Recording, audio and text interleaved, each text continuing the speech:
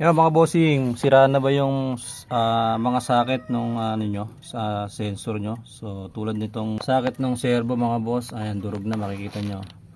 So ganito lang magpalit mga bossing, papakita ko sa inyo.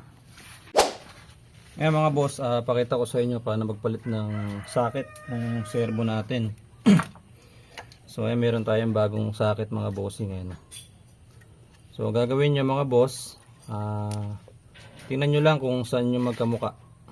Yan, tulad yan, magkamukha sila sa dulo. Tapos yung ilalim, nasa ilalim yung lock nya.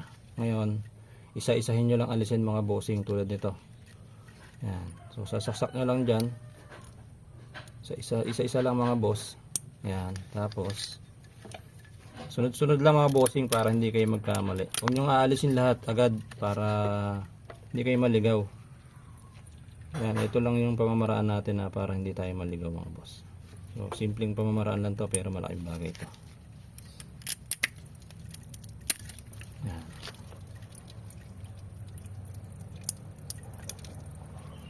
So, ayan mga boss. Mabilis lang to mga bossing. Pagka nagpalit kayo ng socket, ganyan lang. So, siguraduhin nyo lang na tama yung position ng socket. Kasi pagka nagkamali kayo, magkakaproblema kayo sa servo. So ayan mga bossing, 5 na ikakabit natin, meron na lang natitirang isa. So ito na mga boss, ito yung pang 6 natin mga bossing. So ayan. May tutunog naman yan mga boss pagka nag-lock siya. So meron siyang meron tayong lock na ilalagay diyan. Yan, ito mga bossing, ito yung lock natin dito sa socket para hindi siya nahuhugot. So ganito lang mga boss. Ayan, ganyan lang gawin mo mga bossing. Ayan, ganyan lang.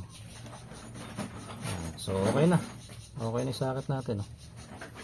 Brand new na pero stock pa rin yung wiring. Yan lang.